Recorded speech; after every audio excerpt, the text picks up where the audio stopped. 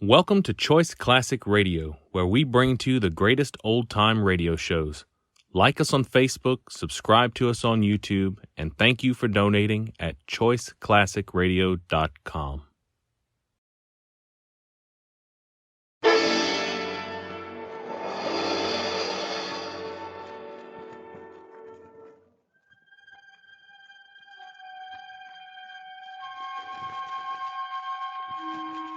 A flaming skull floats through the room, and a man disappears. A fortune in jewels stolen while the owner watched, yet he could see nothing but the skeleton fingers. Crime is rampant, but there is no clue. Nothing but a flaming skull.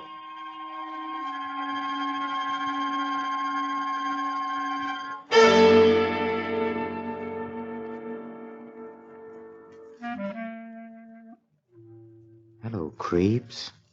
This is Peter Lorre, back again to open the doors of the Mystery Playhouse.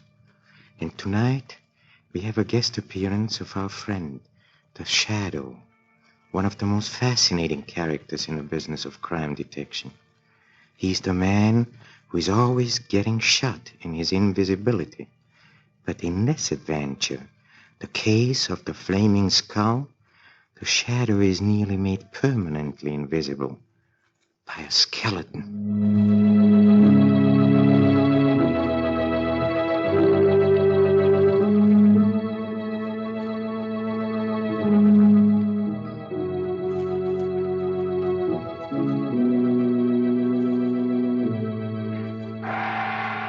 Who knows what evil lurks in the hearts of men? The Shadow knows.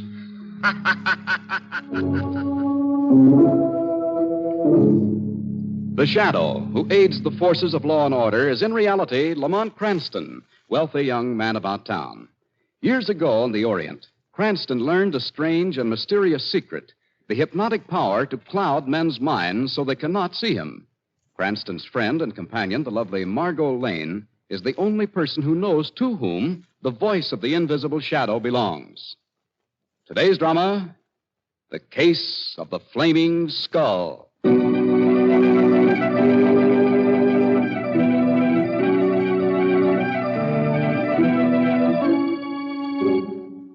A late afternoon thunderstorm breaks over the city. As people run for cover, two men collide as they dash into a small doorway. Oh, sorry. Oh, that's all right. Cranston. Lamont Cranston. Why, it's Steve Crane. Hello, Steve. Lamont, if this isn't the weirdest Haven't coincidence. seen you for ages, Steve. How's the promising young chemist? Lamont, listen. Last I heard, you had a swell job doing research for the Guild Yes, Labs. Still with them? Yes, Lamont. Married? Yes. Lamont, listen to me. You won't believe it, but I was on my way over to see you. Lamont, I'm in a jam. What's the matter, Steve? I've been walking around all day. I've been going out of my mind. Then I remembered that you used to study occult science and all that, and... What kind of a jam needs occult scientists? Lamont, please don't laugh at me, but... I'm going to die. We all are, sooner or later. But we don't all get special announcements. What? You did? Yes. When? How? It was last night. I haven't been sleeping well lately. I've been nervous and high-strung. Been working pretty hard on a new thorium synthesis. Yes? About 2 o'clock this morning, I got up for a drink of water. I went into the bathroom, turned on the faucet, and then Go on. I saw a flaming skull staring at me. You what? In the darkness, I saw a hideous flaming skull grinning at me, pale and flickering, burning a dull green in the blackness. Yes? It was a terrible shock. I suppose I must have passed out. When I came to, it was gone. But I knew, Lamont.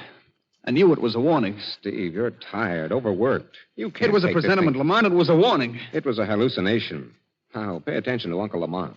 You want my advice? Yes, of course. All right, here's the address of a friend of mine, Dr. Neil Harrison. He specializes in your kind of case. Too much work and too much imagination. Now, you go see him at once. Then you don't think that skull was... My dear Steve, I speak now as an occult specialist. The most horrible presentiment in the world can be dispelled with bicarbonate of soda and 2 weeks in the country.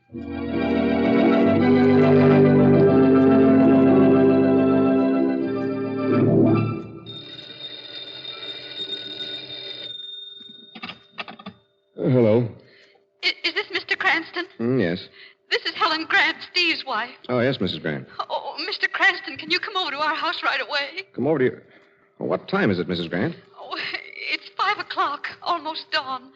I know it's an unusual request, Mr. Cranston. Well, anything wrong? Yes. With Steve? Yes. What's happened? He's been kidnapped.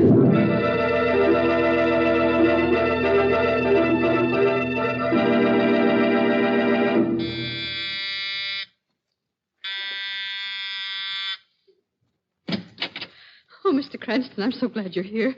I've been half out of my mind. No. Take it easy, Mrs. Grant. Suppose I come in and you tell me all about it. Yes, come in. Please sit down, Mr. Cranston. Oh, thank you. Now, Mrs. Grant, from the beginning. Well, it was about midnight. I'd gone to bed and been asleep for a few hours. And suddenly I woke. I heard a sound, an awful sound. What was it? Well, it was a sobbing, crying noise. Seemed to come from Steve's bedroom across the hall. What did you do? Well, I got up and went to the door of my room. I opened it. It was dark in the house. And in the blackness, I saw... Yes, what? a flaming skull. You're sure of that? Yes. Yes, it was a little distance away. It was coming out of Steve's room, floating in the air, burned with a green, flickering flame. It was ghastly. What did you do? I screamed. Then I fainted. When I came to, it was gone. I rushed into Steve's room to tell him, and Steve was gone, too. I see. All his clothes were in his room, everything. He hadn't packed and left. It's obvious he was taken away. Taken by that horrible skull. I didn't know what to do. But last I remembered, he'd said something about you being an expert in the occult and weird things. So I called you. Well, I'm glad you did, Mrs. Grant. But what are we going to do, Mr. Cranston? No. Don't worry. We're going to find Steve.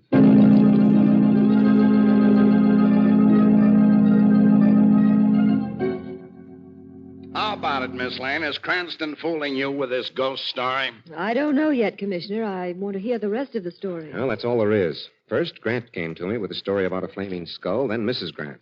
Was it kidnapping, Lamont? Well, perhaps. I checked Steve's room. All his clothes were there, his shoes, everything. What is that supposed to prove?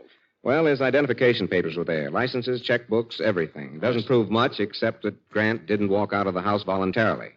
A man might cook up an ingenious plan like this to leave his wife, but he doesn't leave all of his money, papers, and important documents behind. Yeah, that's right. How about the sobbing, crying noise Mrs. Grant heard? Well, I couldn't find anything to account for that. So we're left with exactly this. A guy disappears, and he and his wife tell a crazy yarn about flaming skulls, and we're supposed to believe that said skull kidnapped the man. That explanation will do until a better one comes along, Commissioner.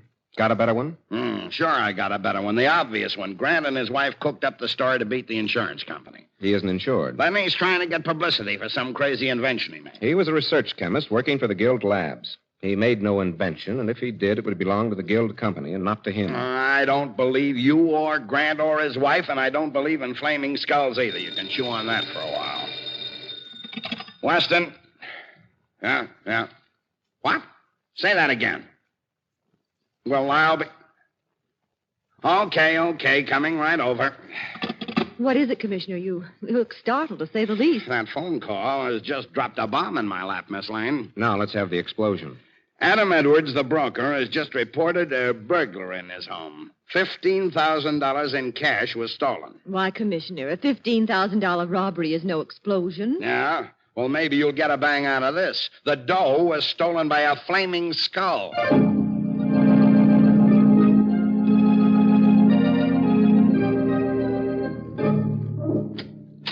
Mr. Edwards, I'm Commissioner Weston. Yes, pleased to meet you, Commissioner. This is Lamont Cranston, Miss Margot Lane. How do you do? Mr. I Edwards? brought them along because they happen to be interested in flaming skulls, too. You've seen the operation, Mr. Cranston? Yes. Suppose you let us have the story, Mr. Edwards. Well, it's quite simple and quite frightening.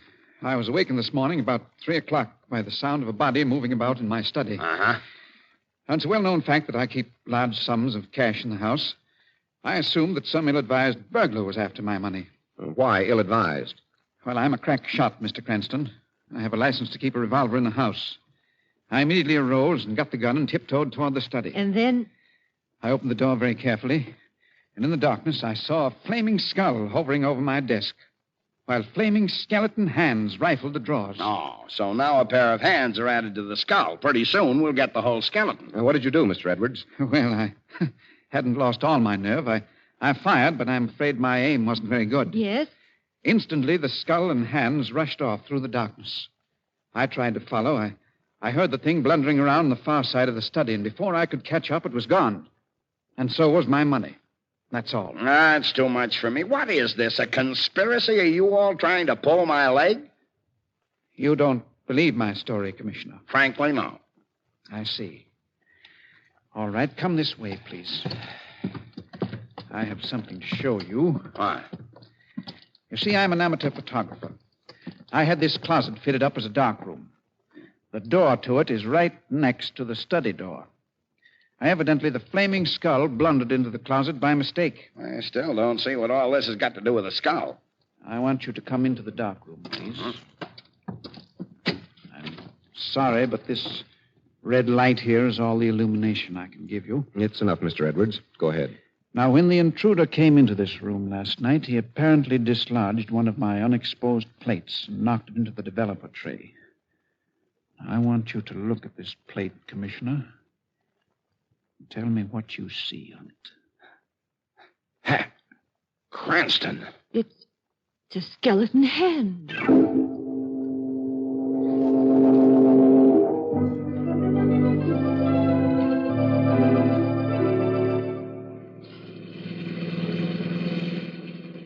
Well, this is a fine thing, Mr. Cranston. A fine thing indeed. What's eating you, Margot? What's eating me? It's a question I've been wanting to ask you. You sit around like a bump on a log all day. I was thinking. No, worrying about the flaming skull. Suddenly, at 7 o'clock tonight, you announce we're going for a drive. Where? To visit a friend. Why? To pick up a clue on this case. Who's the friend? Dr. Neil Harrison. I sent Steve Grant to see him yesterday afternoon. It's just possible that Steve might have said something to Dr. Harrison that would give us a clue. Then all that worrying, thinking this afternoon didn't help?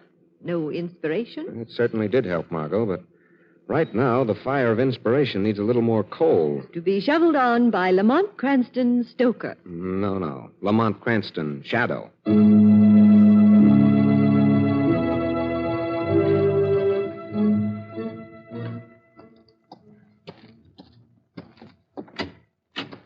Next patient, please.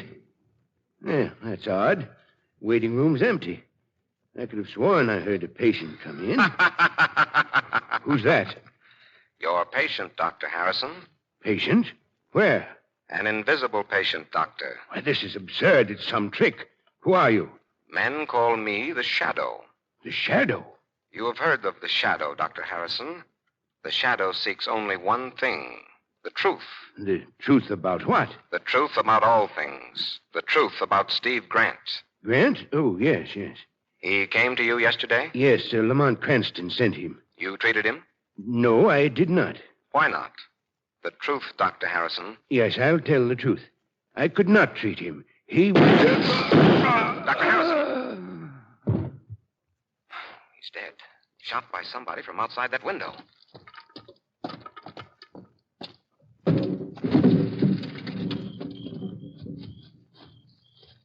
Lamont! Where are you, Lamont? Right here, Margot. I heard shots while I was waiting in the car. Someone fired through the window while the Shadow was questioning Dr. Harrison. The doctor's dead. Now, come on. We've got to locate that killer if we can. But it's pitch dark, Lamont. Careful. He must have run off this way. Do you know who killed the doctor? Oh, I'm afraid we'll never find out now. Lamont! Yes, Margot. Look, running down the street. Way up there. Oh, Lamont. Yes, I see it, Margot. It's a flaming skeleton.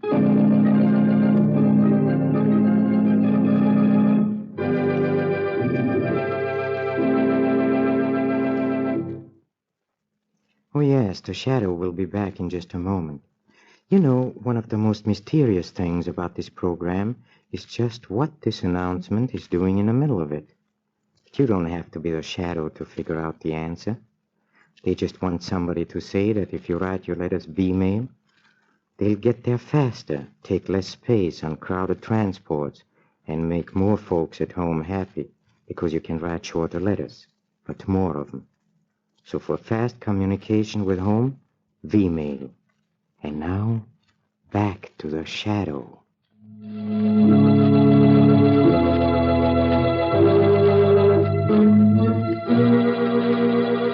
Oh, why did I ever meet you, Cranston? Why did I ever lay eyes on you? Commissioner, you're not blaming Lamont for the flaming skull. Flaming skeleton now, Margot. No, I'm just complaining that he gets me mixed up in the screwiest crime. Well, there's nothing screwy about this. Harrison was killed by a .38 caliber slug fired through that window. What could be more realistic than that? Nothing, except that you claim a glowing skeleton finger pulled the trigger. We saw the skeleton, Commissioner. Oh, I believe you, Miss Lane. Too many people have seen it for me to hang on to that hallucination theory. I only wish I could see it for once. Commissioner. Yes? Commissioner. Yes, what is it, Cardona? We've just picked up a flash from one of the patrol cars. Yes? They've spotted the flaming skull just breaking into the Zircon jewel store on State Avenue. He's in there now, and if we rush, we can get over there in time to trap him coming out. Now, let's go, Commissioner. Maybe this time you'll see the skeleton.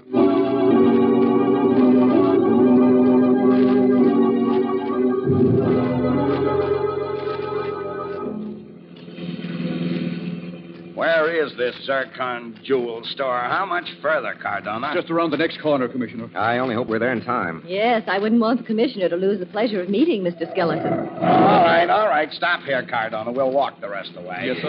I can see the police patrol car up ahead. Then Mr. Skeleton must still be inside the store. Come on. And remember, let's keep quiet. This is our big chance. Commissioner! What in blazes are those maniacs? Hey, look, he's coming out. It's the flaming skeleton, Commissioner. Hey, come on, let's go. Get hold of him, you men. Don't let him get away. Ah, they're shooting wild, Commissioner. Well, I can't blame them. Saints alive, but that's a nasty thing to see in the dark. He's getting away. Faster. Oh, it's no use, Commissioner. We'll never get him. No one will ever get him. Don't turn superstitious on me, Cardona. Cardona's right, Commissioner. The skeleton's vanished. We couldn't hold him, sir. We did the best we could. He got dry. Now, this is a fine thing. What's the matter with you nursery babies? Afraid of a skeleton? It's not that, Commissioner. Isn't it obvious, Commissioner? This flaming skeleton is a startling, bewildering sight. The shock of seeing it checks everyone just long enough to give the skeleton a few seconds leeway for escape. That's it, Mr. Cranston. Okay. Let's get back to the Zircon store and see how much Mr. Skeleton got away with this time. Now, wait. What now?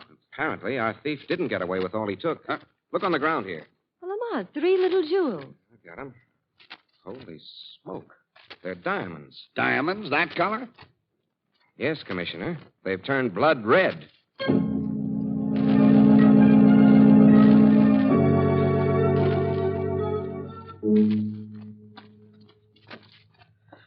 Oh,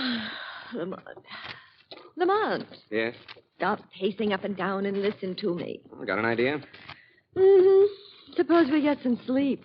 It's 8 o'clock in the morning, Lamont. How much longer are we going to sit here and think? Until I can figure out 3 things. We're not going to go through all that again, are we? Why was Steve Grant kidnapped? Why was Dr. Harrison murdered? Because they knew something about the flaming skeleton. But what? You know the answer to that. You told me yourself. It's tied up with a photograph of the skeleton hand and the diamonds that turned red. But why did those diamonds turn red? How was that photograph made? I'm going home. Only Harrison had taken Grant on as a patient. Didn't he? No. He told the shadow he couldn't treat him. Well, what difference does that make? Well, if he'd taken Steve as a patient, he might have left a record of some kind. This way, his information died with him. Oh, I'm going home. Oh, that's the door. I'll take it. Who in the world could that be so early? Oh, Mrs. Grant, come in. Mr. Cranston, I just got... Oh, this is Miss Lane. She's working with me on the case. Margot, Mrs. Grant. How do you do, Hello. Mrs. Grant? What's wrong, Mrs. Grant? Oh, Mr. Cranston, I'm frightened. Why? The flaming skull. What about it? Oh, I think I'm going to be the next victim. You? What makes you think so, Mrs. Grant? I've had warnings. You've seen the skull? No, but I've seen the warnings. Mr. Cranston, since the night that Steve was taken, my whole house has been glowing. How do you mean that? Oh, when I put the lights out, objects flame up and glow with a weird green color. Steve's watch and the money on his desk, spoons, silver, many things. Golly. Then last night I decided I'd sleep in Steve's room. I thought if the flaming skull came back, I'd be waiting. Did you see it? Did it come back? Well, I didn't see it, but I know it was in the room. How do you know? Look at my arms. Oh, golly, they're covered with burns. Burns. Look, Lamont. It's as though a skeleton hand had clutched Mrs. Grant, or the hand of some mythological god like Thor. What? I said like... Yeah, you said Thor. Yes. Thor, what an idiot I've been. Steve practically told me the answer to this case when I first met him. Oh, what do you mean, Lamont? I mean, I know all about the flaming skeleton. Come on, Mrs. Grant. We're going to police headquarters. All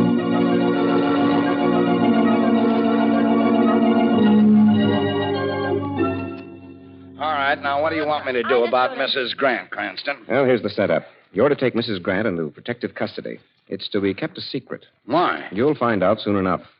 At 6 o'clock tonight, I want you to release this news item to the papers. I've written it out for you. Well, not so fast, Cranston. Now, you're making me dizzy. Now, listen, Commissioner. Do you want to get your hands on the flaming skeleton? What a question. Then do exactly what I've told you. Then what in blazes are you going to do? I'm going to trap the flaming skeleton. And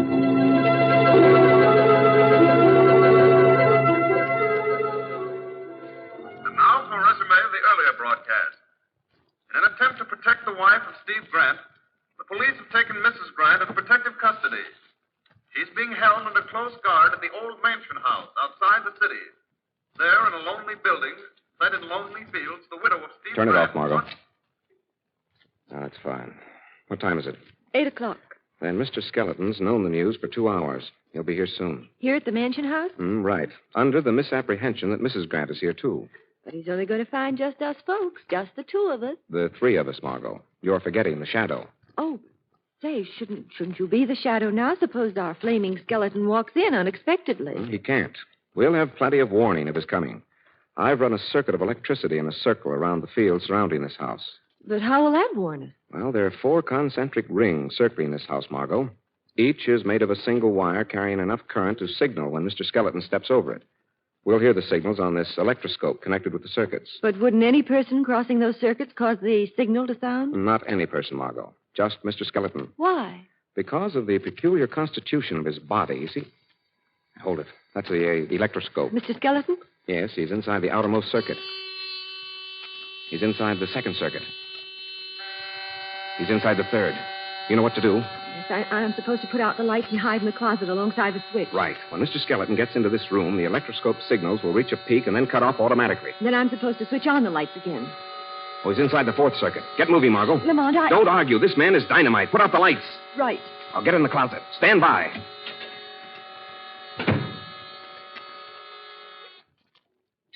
What's that? Who's there? Don't move. Good evening, Steve Grant. Who's that? The Shadow. The shadow. I can't see who. No man sees the Shadow, but all men see you, Mr. Skeleton. You know Shadow? The Shadow knows everything. You were a foolish man, Grant. A fool. I was desperate. When Dr. Harrison told me I'd caught radium poisoning, that the salts were in my blood and bones, that death was waiting 2 months off, You sought for revenge on the world? No, I thought only of my wife. She had nothing. There was no money, no insurance, nothing. I had to raise something for her. I couldn't leave her penniless. You had no right to rob. There was no other way to raise money. You had no right to kill. There was no other way to keep my secret. I couldn't let her discover her husband was a thief. She would never have kept the money I was raising for her. She will have no part of anything you've stolen. For heaven's sake, you can't betray me. The Shadow seeks justice. Justice. There will be justice for your wife. But there must be justice for those you have robbed and those you have killed. No. Listen, I'm going to die anyway. I'll pay for the debts, pay with my own. There must be justice, Grant. You must give yourself up. You'll never take me. I warn you, I've killed before. I'm not afraid to kill now. You're mad, Grant. You must pay in full. No! Can you, a flaming skeleton, kill an invisible shadow? Wherever you are, I'll kill you. Kill the shadow with what? Stop, Grant. You can't escape the shadow. Try and stop me. Stop, Grant. Shadow! Stay here, Margot. Keep out of this. There he goes, across the field. You can see the glowing skeleton running. Keep back, Margot. Why? What's wrong? Grant is running toward the high-tension wires on the road. If he gets too close to that tremendous current... Stop, Grant! Stop running! You'll never stop me. No one will ever stop me. If you value your life, don't move another step. Stop! Shadow. Yes, Margot. He's dead.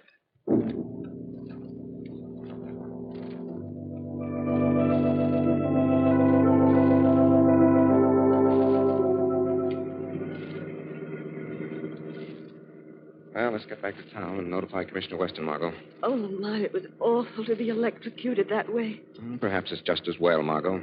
Fate simply anticipated the state executioner. Lamont, I can't understand it. What happened to Grant? He was experimenting on radium salt called thorium. Oh, that's why the mention of the god Thor put you on the right track. Yes, Margot. Grant apparently became infected with enough radium salt to poison him. When he first saw the flaming skull grinning at him, it was his own face he saw in the bathroom mirror. Dr. Harrison must have explained the truth to Grant. Grant turned desperate and tried to raise money to leave his wife. And he killed Dr. Harrison before the doctor could tell the police the truth about the flaming skeleton. Yes, but I should have realized the truth sooner. Naturally, radium emanations are the only thing that can make a man's bones shine in the dark. Radium explains how Edwards' photographic plate was exposed. Radium accounts for the diamonds that turned color. Radium emanations change the color of precious stones. So when you had that news broadcast made about his wife being at Mansion House, you knew that it would trap him. Well, of course, his only thought was for his wife. That's the explanation of the sound she heard that night he vanished. She heard poor Steve crying hysterically. When she got up and opened the door, she didn't see a skeleton kidnapping Steve. She saw poor Steve leaving. Not poor Steve. Poor Mrs. Grant. Don't worry about her, Margot. The shadow may be just, but he's also merciful. The shadow is going to temper his justice with mercy? Yes, and the name of that mercy is Cranston's bankroll.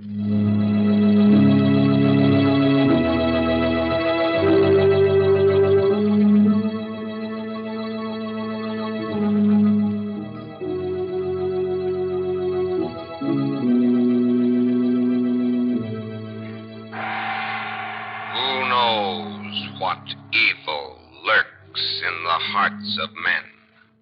The shadow knows.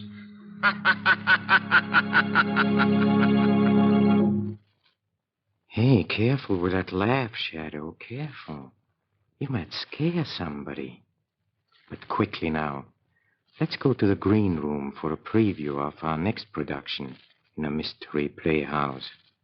Follow me. Come. Come. Well, Doctor, what did you find out? Several interesting things.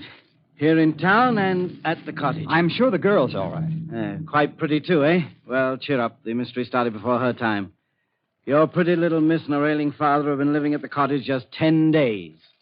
The girl's name is Felice Marchot. She and her father are refugees.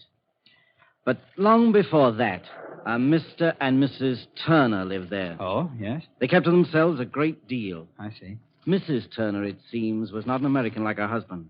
She was dark, exotic-looking, rather Asiatic, but certainly attractive. How long ago was this? 4 months ago. Well, then what have they to do with it? Now, be patient.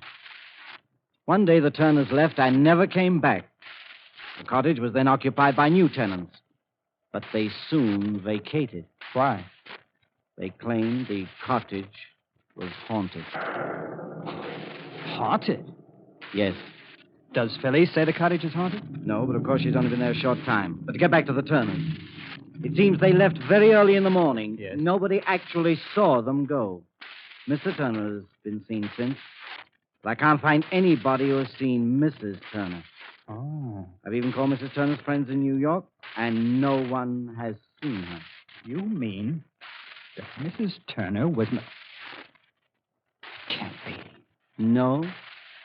Well, the influence of anyone at the point of death, especially a violent death, upon their surroundings is very strong. You mean those cries I heard? Precisely. I'm afraid, my boy, that you, and only you, can solve the strange disappearance or murder of Mrs. Turner.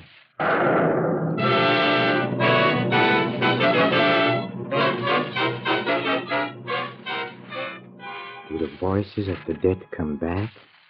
Perhaps you'll find an answer in a mystery of the blue jar.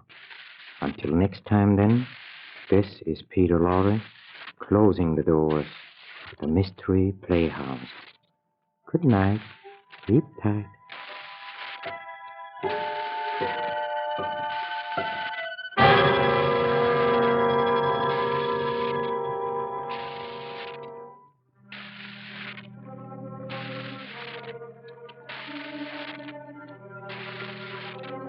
This is the Armed Forces Radio Service.